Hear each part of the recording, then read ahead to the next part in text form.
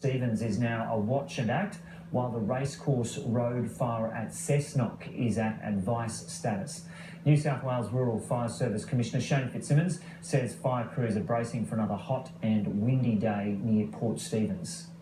Fire still is not contained. That's the fire that's got the highest alert level at the moment. It's a watch and act alert level, which is indicative of the very dynamic nature of that fire ground. Lots of fire edge. As a matter of fact, there's more than 110 kilometres of fire edge associated with that fire. It's burnt out more than 6,500 hectares. You've got townships like Swan Bay, Karua, Limeburners Creek. We're communicating with all of those little villages and little populations, but we're also very mindful that right through the middle of this fire runs the M1 motorway, the Pacific Highway, and as we saw yesterday, many hours that road was closed, and we need to be mindful that there's every chance that road could be impacted again today, depending on how the situation goes this afternoon with the increased temperatures and winds coming out of the northwest. And Shane, we just had a map up while you were talking there, and it was taken from the RFS website, showing that black area marked around where that fire is burning. It seems like a huge area. Is that the area that fire has actually already burnt its way through? Yeah, that's correct. Yeah. And depending on which map you're looking at, you'll see blackened areas typically where the fire has already burnt. But the red areas or the red dots or the bright imagery is where the active fire edge is.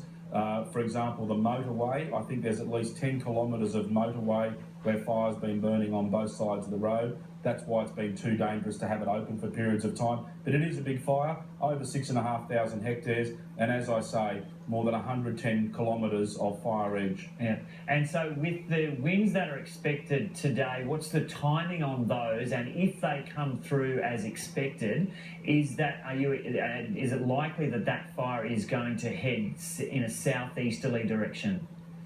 That is the general pattern that can be expected, but as we saw yesterday, it is quite variable. Yeah. Now, I was looking at some weather observations a little while ago, and the winds are still quite variable, but there is a trending northwesterly pattern starting to emerge. We're expecting the combination of temperatures into the low mid-30s, humidity's down in the teens, and those winds strengthening up to around 40 kilometres an hour, really to come together as we head into the afternoon. So, as we've seen in the last couple of days, the fire will typically be driven by the wind direction, but not necessarily as a play it out on the ground in the truest sense. But as a general rule, yes, that's what we can expect to happen. And how's it going with that fire around the Cessnock area?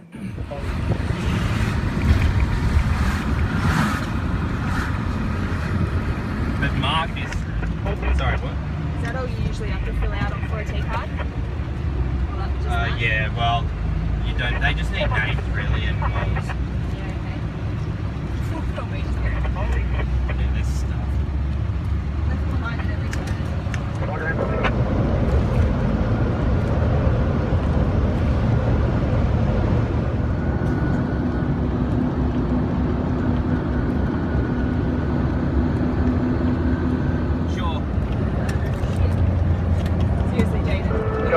If you want to come around and work out exactly where we're going. Stay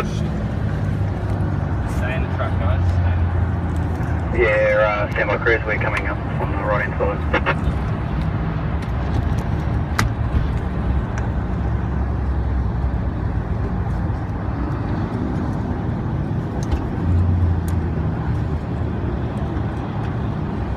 Thanks, Lee, we'll jump in front of you.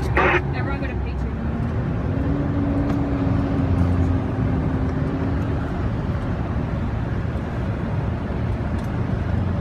Sorry, Londonderry, we are past James Road as well. Copy that. We're just down the bottom of the hill behind Duffy's Forest, where they're lining up at the present. They seem to be staged there at the moment.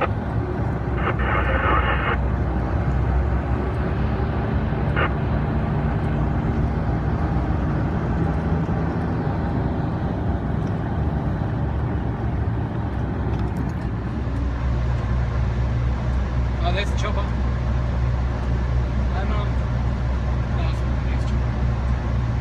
Here comes the dancing scene.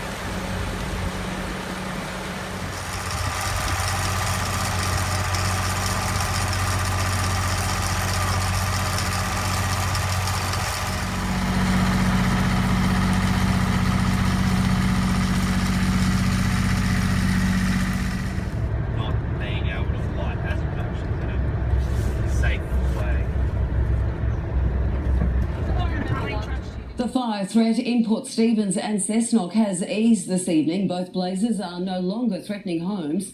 But for hundreds of firefighters, the job is far from over. They are still working around the clock to keep the community safe. Melinda Nusafora is there. The days have been hot and the nights long, braving a fire that is still burning out of control. People of Port Stephens are in total debt to these heroes, and it's great to see what they've been able to achieve and what they're still doing. More than 1,000 firefighters have been battling blazes across the state for 4 days. Most are volunteers. We're just here helping the community because we need to do it, because there's no one else that can do it. There have been so many close calls, and the Port Stephens locals know who to thank. We didn't sleep very well last night, just wondering, but at the same time, you know that they're out there, so you just put your faith in them, and I guess it's the least we can do. In just a few hours this morning, the Medowie Rural Fire Service was overflowing with donated food. But they're still warm too, so Thank you so much. No worries, my pleasure. Apparently we ran short last night. Someone put it up on Facebook that we'd run out, and this has all turned up this morning. But we've run out of food space and we've got enough to feed an army. Local cafe owner Zali Morecambe and her team have been cooking up a storm for the hard-working crews, keen to do all they can to help. They're very appreciative. We took down some cookies this morning and amongst other things, and they were very excited. When we come off the fire ground, we're tired, we're hot, we're sweaty. We need the food, we need the drink, and so much appreciated because it just gives you the energy boost that you need to get back out there and do it again. Crews made the most of cooler conditions overnight, backburning to get rid of the fire fuel and consolidate containment lines. They were still dampening down the area early this morning. About 9,000 hectares of land around Port Stephens looks just like this. It's all been blacked out, and the fire is still burning. A cooler change and even some rain is expected tonight and tomorrow, so these volunteers might finally get some much-needed respite. Melinda Nusafora, 10 Eyewitness News.